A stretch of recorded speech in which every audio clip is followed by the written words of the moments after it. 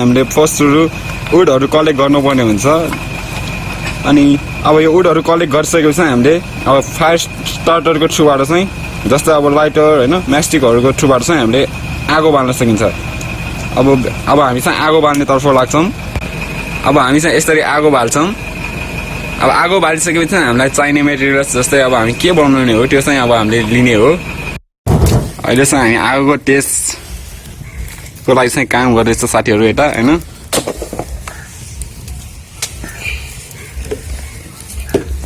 अब चाहिँ हामी अब एक करी चाहिँ पकाउनको लागि चाहिँ हामी जान्दैछौं अब यो पकाउनको लागि चाहिँ हामीलाई चाहिँ ब्याम्बो चाहिने हुन्छ जस्तै अब तपाईले यहाँ देख्न सक्नुहुनेछ ब्याम्बो हैन ग्रीन ब्याम्बो अब ब्याम्बोलाई चाहिँ हामी ठ्याक्क मिलाएर चाहिँ यो शेपमा चाहिँ हामी काट्छौं तपाईले देख्न सक्नुहुन्छ यो शेपमा चाहिँ हामी काट्छौं यो शेपमा काटिसकेपछि हामी ब्याम्बोलाई चाहिँ आगोमा चाहिँ हाल्दिन्छौं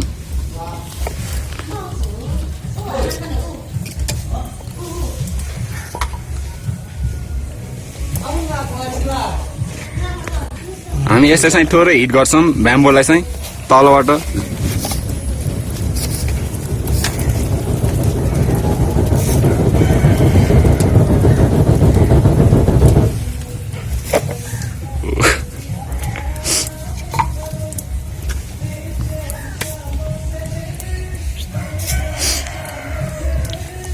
अब यो हिट भइसकेपछि हामी चाहिँ यसमा तेल हाल्छौं करी बनाउनको लागि चाहिँ हामी तेल हाल्छौं जस्तै यहाँ भिडियोमा देख्न सक्नुहुन्छ तपाईहरुले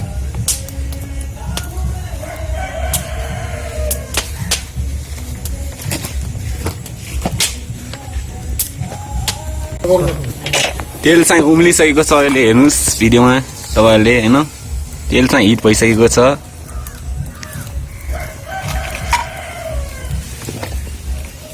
तेल उम्लिसकेपछि हामी यसलाई अब अनियन टमेटो हैन क्याप्सिकमहरु चाहिँ हाल्दिन्छौं यो हालेर चाहिँ हामी अब यसलाई फ्राई गर्छौं बिस्तारै अब यसलाई हामी चाहिँ चलाउँछौं हल्का स्लाइटली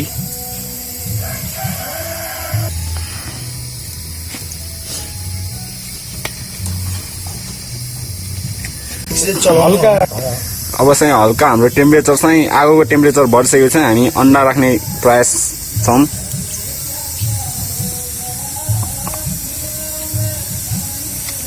अब चाहिँ हामी अन्डा राख्दै छौं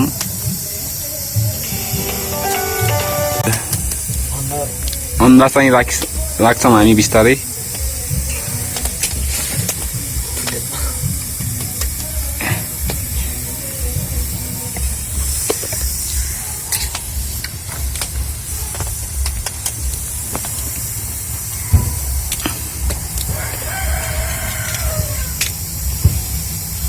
अब अन्डा राखिसकेपछि हामी चलाउँछौं सबै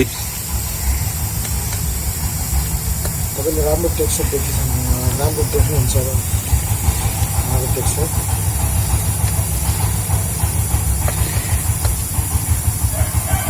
अब चलाइसकेपछि हामी के मसलाहरु चाहिने हो मसलाहरु पनि बिस्तारै हाल्छौं हाल्दैछौं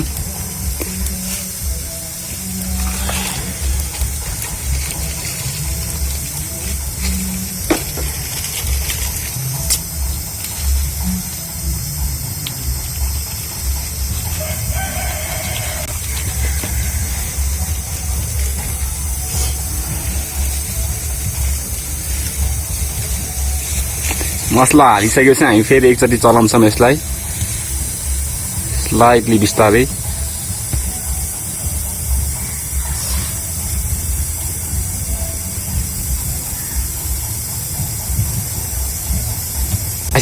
अब चाहिँ हामी चलाइसकेपछि अब हामी यसलाई छोप्दिन्छौं त्यही ब्याम्बोको त्यही माथिको स्लाइडले छोप्दिन्छौं बिस्तारै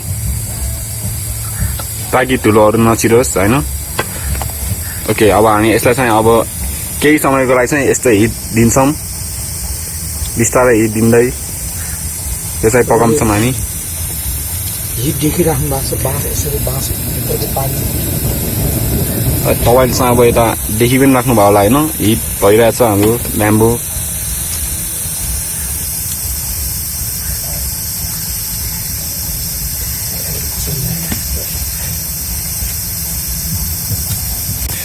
अब नपाकुन्जेलसम्म चाहिँ हामी यसलाई छोपेर राख्छौँ तलबाट चाहिँ हिट दिँदै जान्छौँ होइन बिस्तारै अब तपाईँले यता भागमा पनि हिट भइरहेको देख्नुभयो होला सायद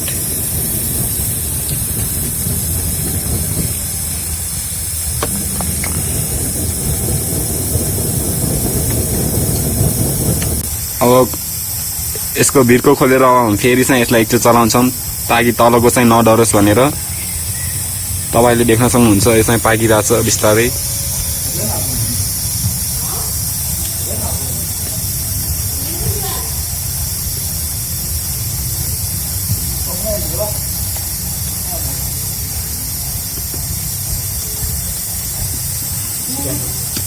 अब हामीले चाहिँ अब आगो दिँदा पनि होइन सबै ठाउँमा चाहिँ इक्वल्ली आगो पुग्ने गरेर हिट पुग्ने गरेर चाहिँ दिनुपर्ने हुन्छ जस्तै तपाईँले भिडियोमा देखिराख्नु भएको छ सबैतिर चाहिँ इक्वल्ली हिट चाहिँ दिनुपर्ने हुन्छ नत्र भए एक ठाउँको पाक्छ अर्को ठाउँको नपाक्न सक्ने हुन्छ त्यसैले चाहिँ हामीले इक्वल्ली चाहिँ सबैतिर हिट दिइराख्नुपर्ने हुन्छ ताकि सबैतिरको भाग चाहिँ पाकोस् होइन राम्ररी पाकोस्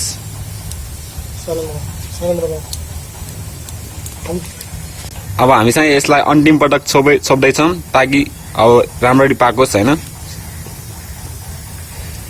अब हामी चाहिँ यसलाई अब नपाकेसम्म चाहिँ खोल्दैनौँ अब पाकिसकेपछि मात्रै खोल्छौँ डाइरेक्ट अब केही मिनटपछि चाहिँ यो पाक्छ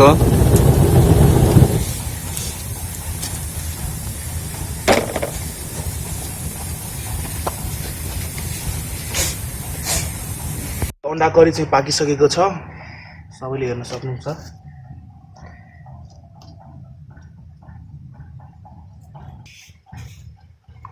अब फाइनल्ली चाहिँ हाम्रो एक कट चाहिँ पाकिसकेको छ अब हामी चाहिँ यसलाई निकाल्छौँ र डिस्प्लेको लागि हाल्छौँ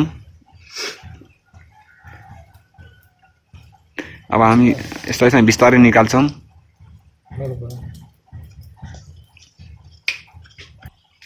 अब हामीले चाहिँ अब एक कटलाई निकालिसकेको छ तपाईँले देख्न सक्नुहुन्छ होइन हामी चाहिँ यसलाई पार्टमा निकालिसकेका छौँ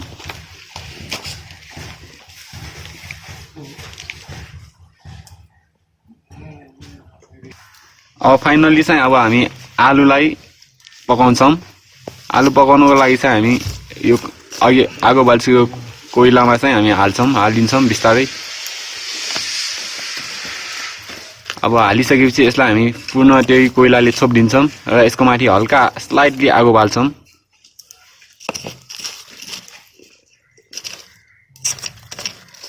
अब छोपिसकेपछि चाहिँ हामी फेरि पूर्ण चाहिँ फेरि आगो एकचोटि चाहिँ बाल्छौँ यसको माथि हल्का स्लाइटली आगो चाहिँ बलिसकेको छ हाम्रो होइन तपाईँले देख्न सक्नुहुन्छ पुनः हामी यसरी हम्काउँदै बिस्तारै हम्काउँदै यसलाई चाहिँ आगोलाई चाहिँ बाल्छौँ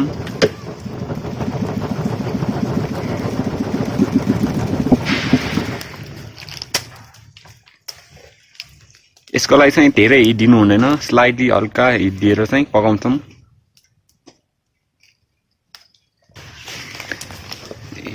अब हामी चाहिँ करिब 15 मिनट जति चाहिँ यसलाई यस्तै हिटमा चाहिँ राख्छौँ र 15 मिनटपछि चाहिँ यो आलु पाकिसक्ने छ होइन स्लाइट हिटमा पकाउँछौँ र 15 मिनटपछि चाहिँ आलु पाकिसकेको हुन्छ हाम्रो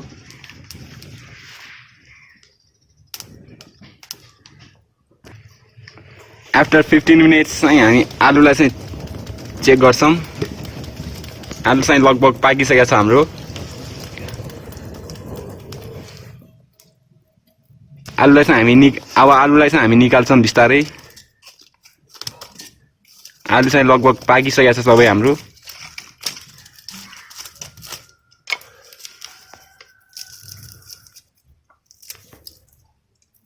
पाकिसकेपछि चाहिँ हाम्रो आलु यस्तो हुनेछ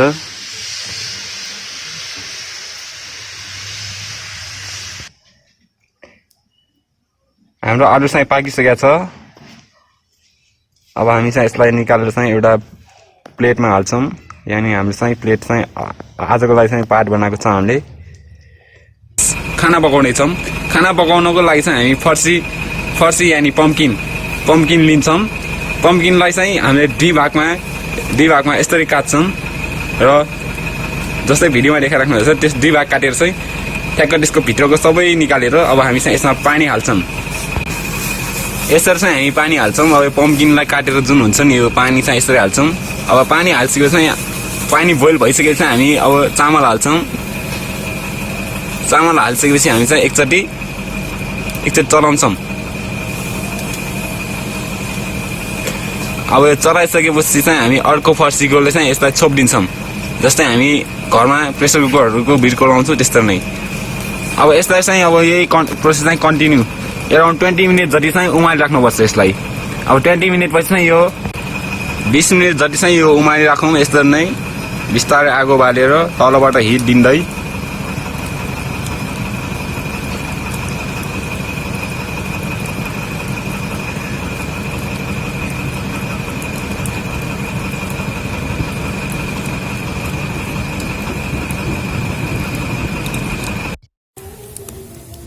अब यसै गरी चाहिँ हामीले आगोको रफ्तार चाहिँ अलि ठुलो होइन अलि धेरै हिट दिएर चाहिँ यसलाई गरिराख्नुपर्छ। जस्तै अब यो पाक्दैछ बिस्तारै।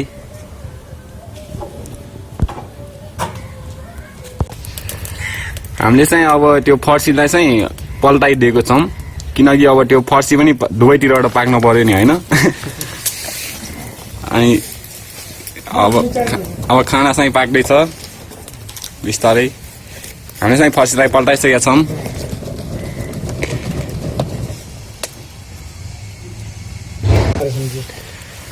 अब चाहिँ हामीले अब यो खाना चाहिँ पाकिसकेको छ लगभग हाम्रो खाना चाहिँ पाकिसकेको छ। तपाईँले हेर्न सक्नुहुन्छ।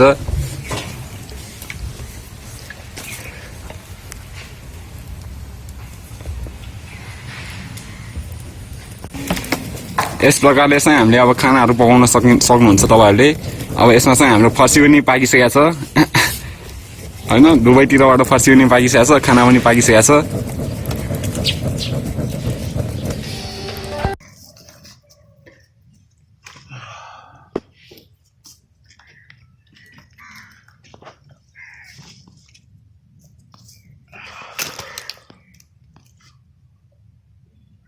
खाना चाहिँ पाकिसकेको छ। अब चाहिँ हाम्रो फर्सी पनि अब हामी पकाउँछौँ। यसलाई तरकारी बनाउँछौँ। यसको कालो भाग सबै निकाल्छौँ हामी चक्कुले। बाहिरको कालो भाग जति सबै निकालिदिन्छौँ।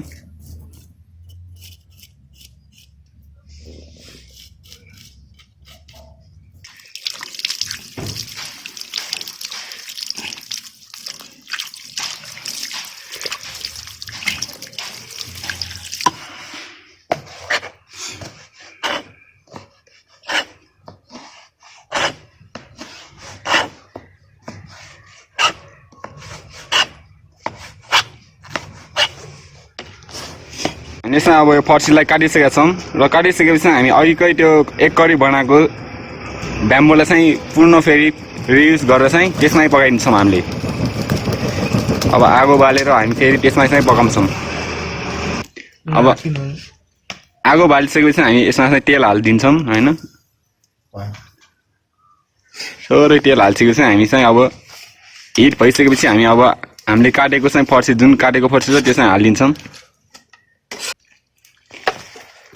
अब हामी यसलाई एकचोटि चलाइदिन्छौँ बिस्तारै र तलबाट चाहिँ हामी इक्वल्ली हिट चाहिँ दिन्छौँ। त्यसपछि हामी मसलाहरू हाल्छौँ।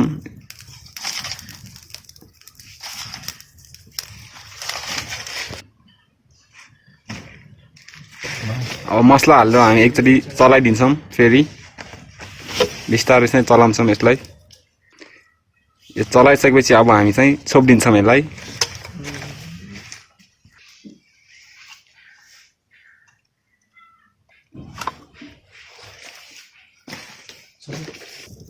अघिको जस्तै चाहिँ अब हामी आगोलाई चाहिँ फेरि इक्वल्ली चाहिँ सबै भागमा चाहिँ बाल्छौँ।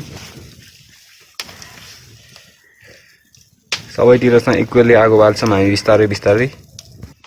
लगभग हाम्रो फर्सी चाहिँ अहिले पाकिसकेको छ। अब एकचोटि हामी यसलाई खोलेर हेर्छौँ। लगभग यो चाहिँ पाकिसकेको अवस्थामा छ।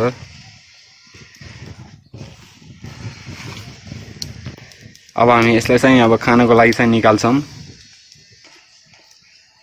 यसलाई निकाल्छौँ हामी बिस्तारै।